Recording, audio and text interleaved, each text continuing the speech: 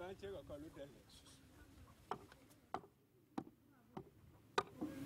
je m'appelle Abou.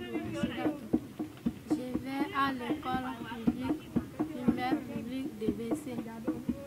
Je fais classe CM2. Notre école est très belle. Nous l'aimons si vraiment dans toutes les semaines. Mais nous sommes dans la joie, joie aisément. Nous allons mercredi, joie aisément. Samedi on est là, notre école est très belle. Nous l'aimons si vraiment. J'habite à BC à côté de ça.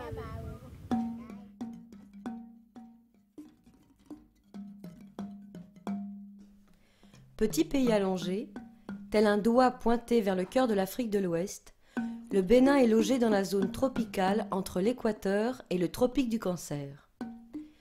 Il est entouré par le Nigeria, le Togo, le Burkina Faso et le Niger. Au sud, ses côtes font face à l'océan Atlantique et aux eaux du golfe du Bénin.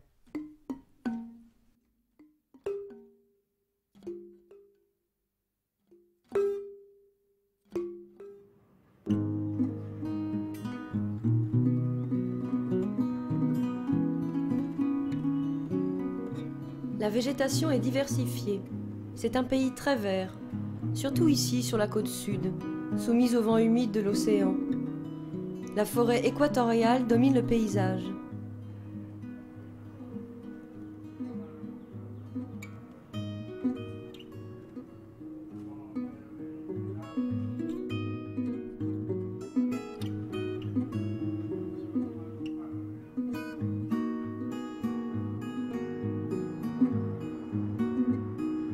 Le pays est irrigué par de nombreux fleuves. Parmi les lagunes, celle de Porto Novo est importante. La pêche permet d'alimenter les marchés locaux.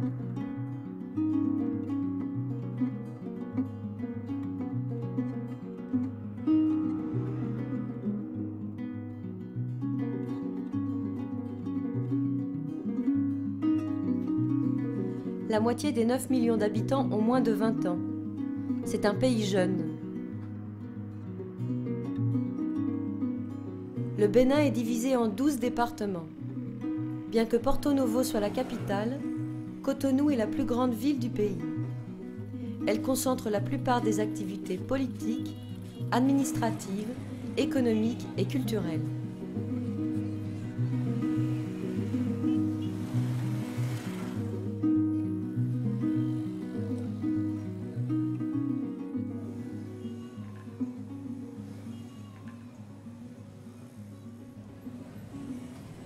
Le Bénin fut le siège de civilisations brillantes qui s'édifièrent autour de royaumes centrés sur des cités-États. Les trois principaux royaumes créés par les Fons furent celui d'Alada, fondé au XVIe siècle, auquel succéda celui d'Abomey en 1625 et celui de Porto Novo. Ces entités politiques bien structurées étaient pourvues de centres urbains dynamiques. On attribuait au roi un pouvoir religieux tout autant que politique. Au XIXe siècle, sous le règne du roi Guézo, des femmes, les Amazones, accédèrent au rang de garde du roi. C'était une inversion des relations traditionnelles entre les sexes tout autant que l'affirmation de leur égalité.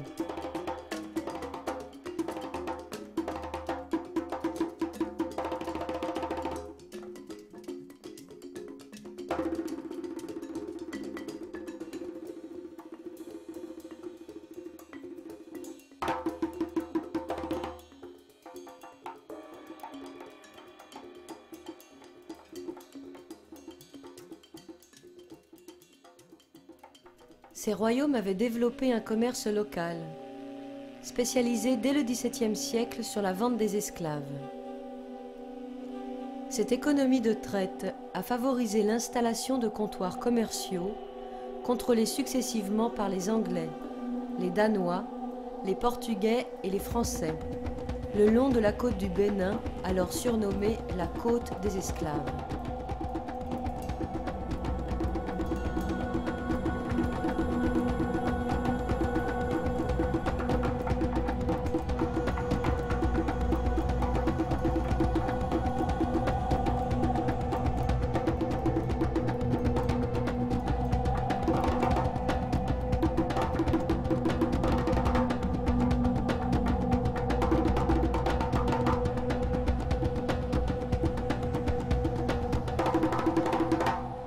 commerce négrier ne fut aboli qu'en 1807.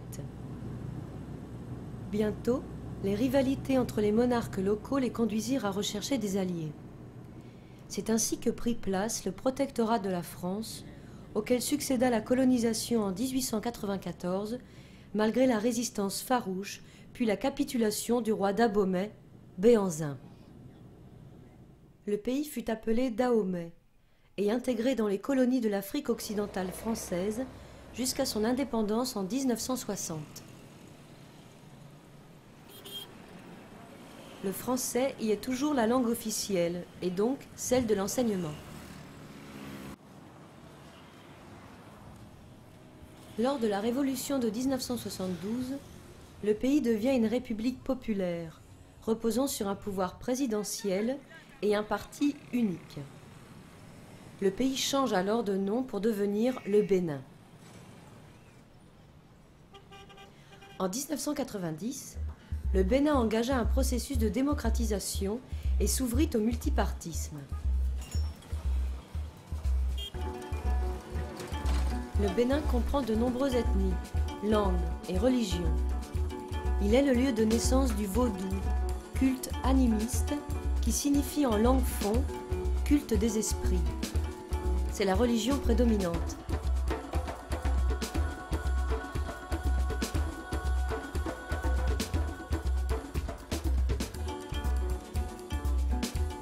L'islam a été introduit par les marchands arabes et le christianisme par les missionnaires européens, surtout depuis le XIXe siècle. Ce sont les deux autres religions dominantes. L'économie du pays est centrée sur l'agriculture et les transports. Elle est à 95% informelle. L'agriculture y est vivrière, c'est-à-dire qu'elle est destinée majoritairement aux besoins de la population. Les Béninois produisent du coton, mais aussi du maïs, du manioc, du sorgho et de l'huile de palme. L'économie du pays demeure dépendante. Le coton représente 40% du PIB et approximativement 80% des recettes d'exportation. Les transports internationaux sont l'autre activité dominante. Elle est surtout assurée par le port maritime de Cotonou. C'est l'un des plus importants d'Afrique de l'Ouest. Il offre l'accès à la mer le plus rapide et le plus sûr pour les deux pays voisins enclavés, le Niger et le Burkina Faso.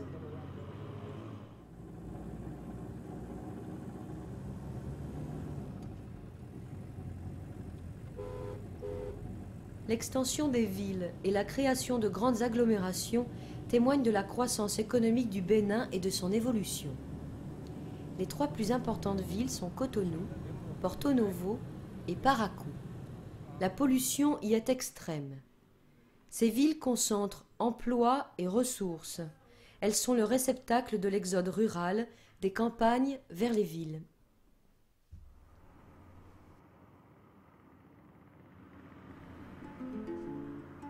Bien que le Bénin soit une jeune démocratie dynamique, avec une économie en pleine mutation, le pays demeure l'un des plus pauvres de la planète. Selon l'indice de développement humain, il est classé 163e sur 177 en 2008. Près des 3/4 de la population vit avec moins de 2 $ par jour, soit l'équivalent de 1,30 €. Les infrastructures sanitaires et médicales manquent cruellement et de ce fait, les taux de mortalité infantile et maternelle sont très élevés.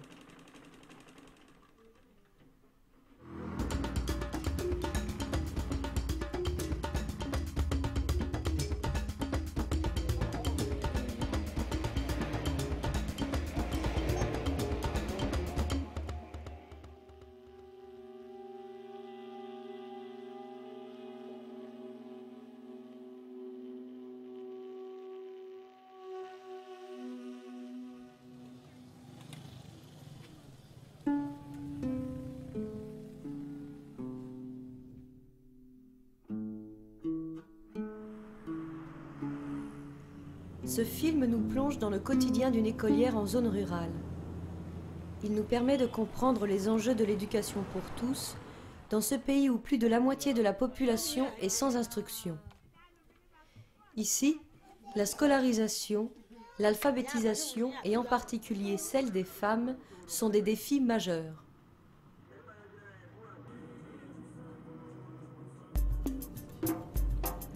En route pour Bessé, à la rencontre de Rachidatou. Nous remontons vers la région des collines et la ville de Savé, toute proche de la frontière est du Bénin.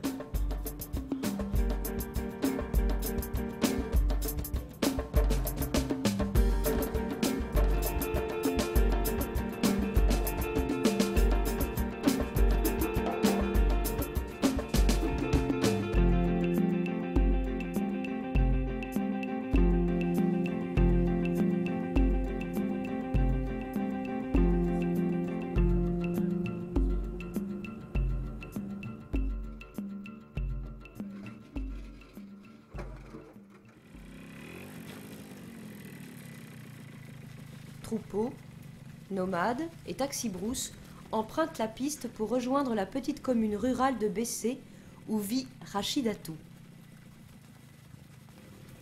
La commune de Bessé regroupe 4 hameaux de brousse, peuplés de nomades sédentarisés ayant choisi ce lieu en raison de la qualité de la terre.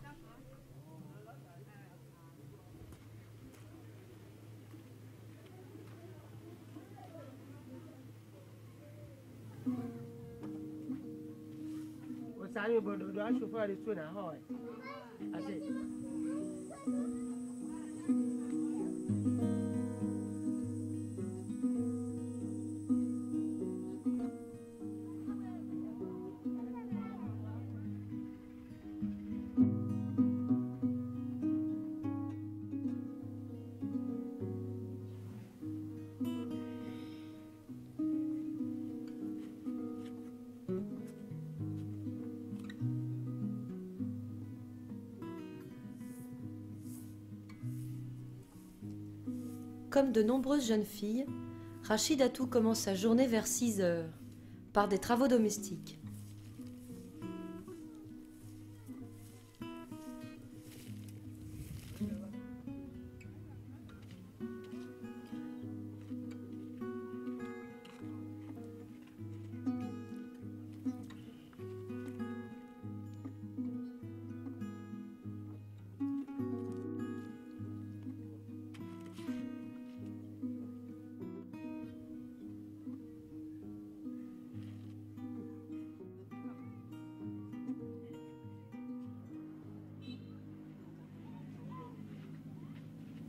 Je pense que l'école est bon. Si tu vas à l'école, demain tu vas devenir quelque chose. À 7h30, Rachidatou emprunte le court chemin qui l'amène à l'école. En effet, Bessé est une petite commune où tout est concentré. L'école, les champs, les habitations et le marché. C'est une chance pour les écoliers de la commune. Nous étions 2 instituteurs, partis volontaires de la fonction publique, qui nous sommes retrouvés ici pour cultiver de la terre. Voyant le manque d'école, le manque d'instruction pour les enfants ici, on s'est entendu avec les parents d'élèves et nous avons créé ce qui était l'école communautaire de Bessé. L'école est devenue publique à partir de 2001. Par contre, la poursuite de la scolarité en secondaire est problématique, comme ailleurs au Bénin, car le collège le plus proche est à plus de 30 km de là, à Savé. Et même si depuis 2000, le Bénin a enregistré de très importants progrès en matière de scolarisation, même s'il devrait atteindre d'ici 2015 la généralisation de l'éducation primaire, qui est l'un des 8 objectifs du millénaire pour le développement, moins de la moitié des écoliers seulement atteignent la dernière année de primaire et n'achèvent pas un cycle complet d'études. L'histoire de l'école de Bessé est particulière. Elle est née en 1990 de la motivation d'anciens instituteurs venus se reconvertir à l'agriculture et de villageois convaincus de la nécessité de scolariser leurs enfants. Les familles de Bessé sont très pauvres. Il fallait donc, pour créer cette école, trouver les moyens de financer les salaires des futurs maîtres. Les palabres furent longues et difficiles, car l'entreprise était audacieuse. Comment autofinancer l'action? La réponse trouvée fut de cultiver collectivement un champ. La vente des récoltes assurerait les salaires des maîtres. Dans un premier temps, 2 paillotes furent construites par les parents, qui payèrent également les fournitures scolaires. Ils créèrent une association pour gérer l'école. Les 2 anciens instituteurs assurèrent bénévolement l'enseignement pendant 2 ans, à raison de 2 jours par semaine, en attendant que les récoltes soient suffisantes.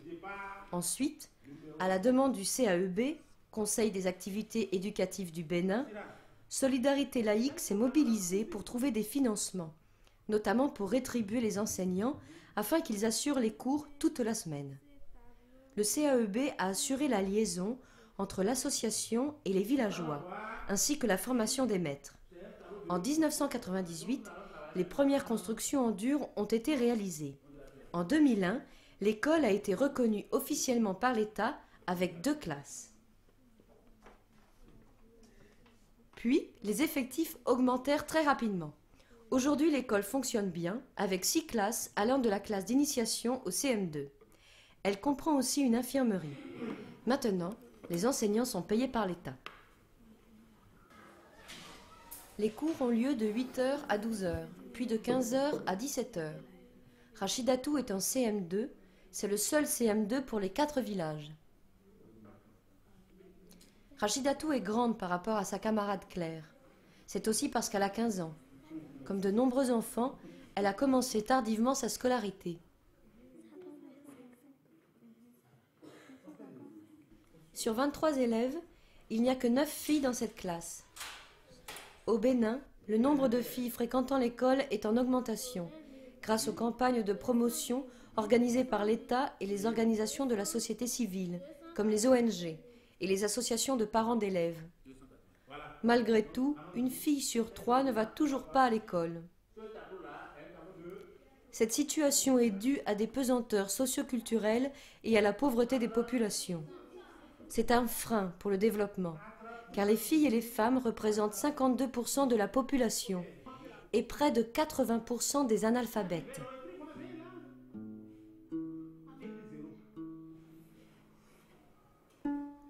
Pourtant, éduquer une fille est un atout économique pour les foyers et le pays. Surtout, une fille éduquée soignera mieux ses enfants. Elle leur inculquera une éducation nutritionnelle et ils auront plus de chances d'être, à leur tour, scolarisés. Nous travaillons généralement dans 6 champs de formation aujourd'hui qu'on appelait en certain disciplines. Donc 6 champs de formation qui sont les mathématiques, le français, l'éducation scientifique et technologique, l'éducation sociale, l'éducation artistique et puis l'éducation physique et sportive. Les problèmes que je rencontre dans mon école est que les enfants d'ici ne veulent pas fréquenter. Et ce qui est marrant, les parents aussi, au lieu de les forcer à venir à l'école, c'est le contraire. Tous les jours dans les classes, on ne trouve pas d'effectifs. Au sein, des fois, on trouve 7 sur 25 ou bien 28. Au CI, au CP, non, c'est pire. Parfois, on trouve dans les 2 classes, on trouve 5 élèves. Qui va essayer de lire? Quant à son ami,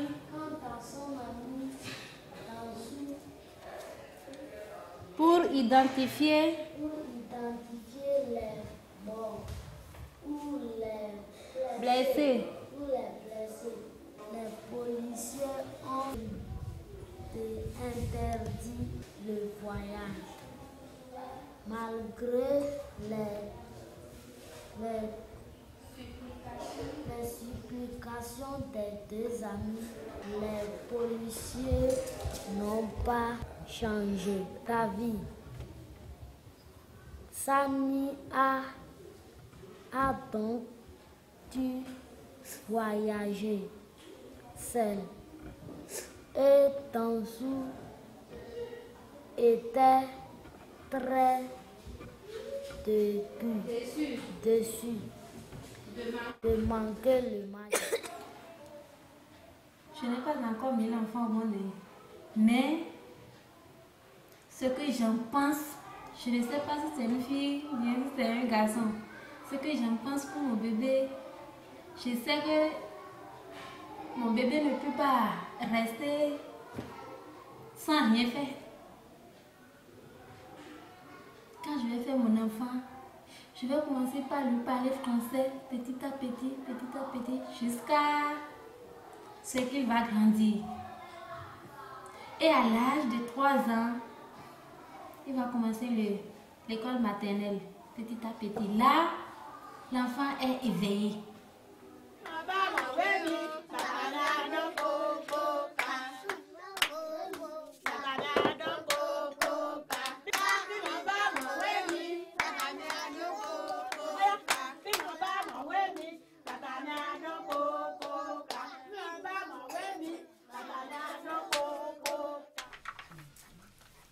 À quelques mètres de là, Salim Anou, le petit frère de Rachidatou, s'amuse au clos d'enfants.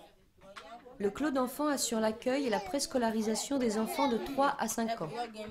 L'éducation dès le plus jeune âge est bénéfique pour le développement émotionnel, social et intellectuel des tout-petits. Une quinzaine de mères éducatrices bénévoles du village encadrent les activités d'éveil, les jeux et les chants.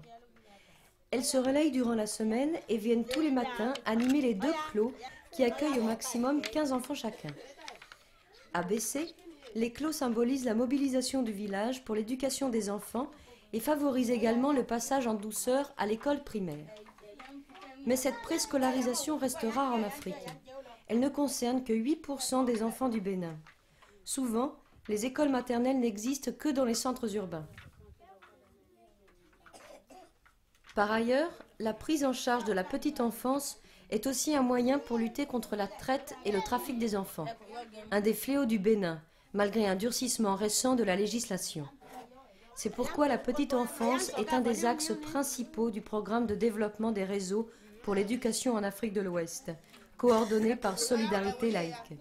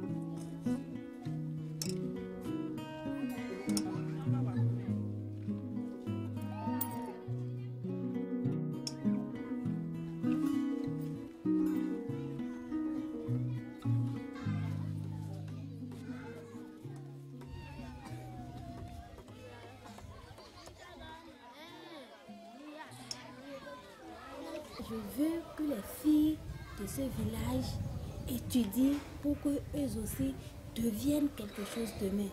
Mais les parents ne veulent pas. Puisque une fille à l'école, c'est intéressant, c'est quelque chose qui est bon. Dans la vie d'aujourd'hui, quand tu n'as pas ton boulot en main, c'est grave pour toi. Quel garçon toi tu vas trouver qui va t'engager sans ton boulot? Ça ne peut pas aller. Mais quand toi aussi tu as un métier en main et que à la fin du mois, ton mari touche, toi aussi femme tu touches, là il y aura de l'évolution dans votre foyer. Mais sans ça, et que c'est le mari qui va tout dépenser, quand tu veux payer quelque chose, ah papa donne l'argent, papa fait ci. Non. quand le mari va trouver une fonctionnaire comme lui, il va t'abandonner. Donc pour cela, je conseille mes élèves pour qu'eux aussi deviennent quelque chose demain. Pour qu'il y ait la paix dans leur vie. Et ils ne veulent pas le comprendre. C'est le contraire chez eux. C'est ce qui me fait mal, ça. Pour mes élèves.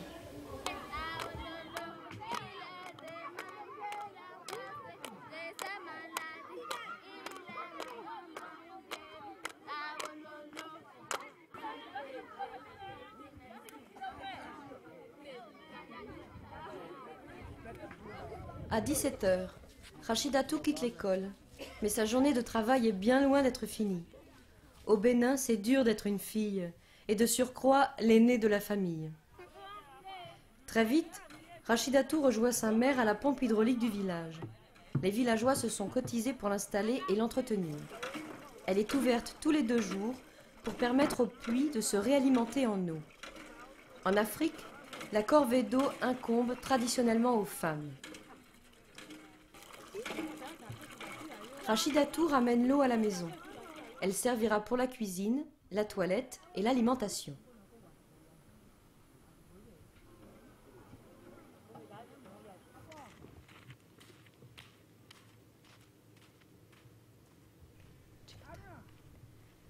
Certains soirs, quand elle n'a pas école, Rachidatou va travailler au champ.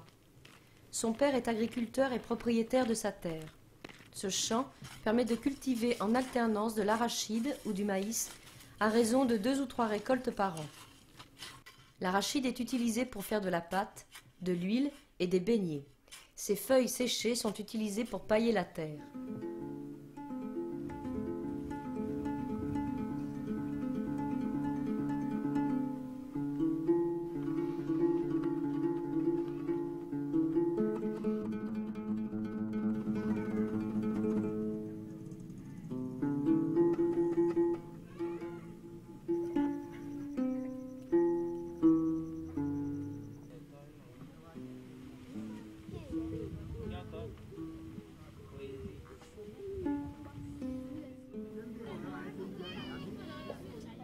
Jésus, mon beau village, connais-tu mon beau village? On dirait écrit les eaux. Mon maison parmi l'emballage, mes souris comme un oiseau qui dérive par terre. Point, point, par terre.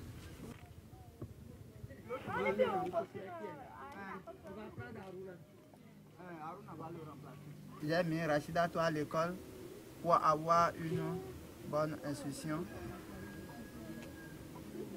et évoluer bien, avoir de bonnes places. Elle veut que Rachida soit professeur de l'université ou infirmière d'État, aller aux visites techniques pour avoir de bonnes institutions.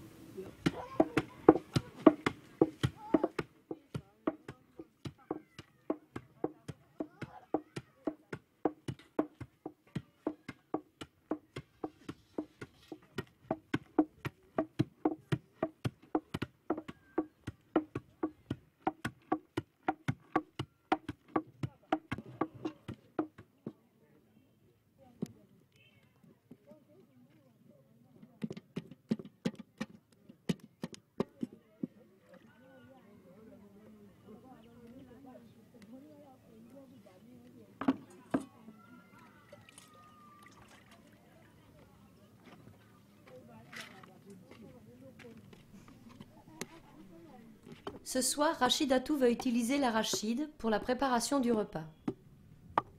Car c'est elle qui est chargée de la cuisine pour sa famille. Sa mère cuisine aussi, mais pour vendre ses plats sur le marché. Après avoir pilé l'arachide, Rachidatou l'écrase avec un peu d'eau pour en faire une sauce à laquelle elle ajoute du piment. La famille dégustera cette sauce avec des beignets à base de maïs.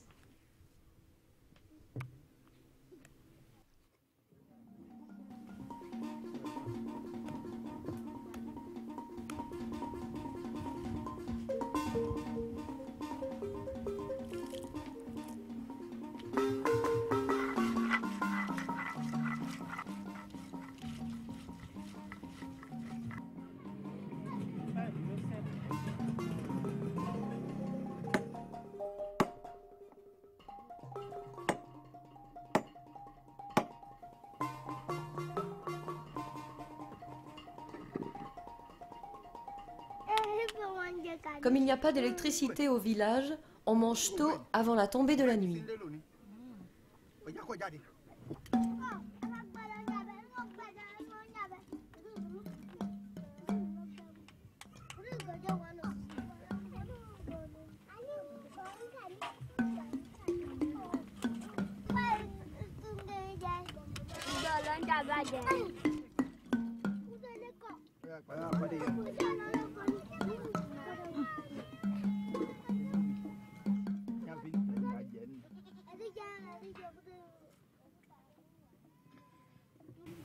Si est devenu docteur, mon parent va trouver de l'argent. Je vais faire le collège à Douala. Et après, je vais devenir docteur.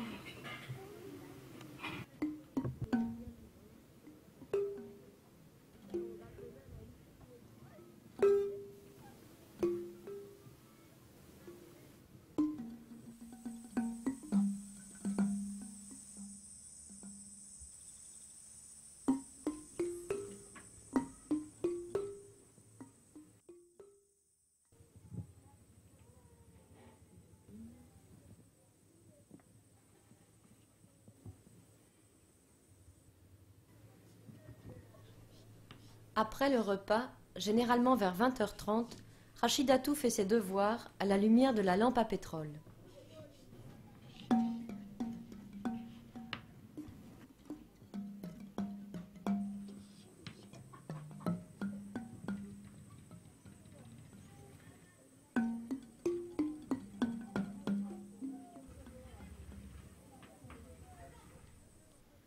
À 23h, après une journée bien remplie, Rachidatou s'endort. Elle rêve de sa prochaine journée à l'école, le lieu où elle peut jouer, rêver, se projeter dans l'avenir et s'épanouir.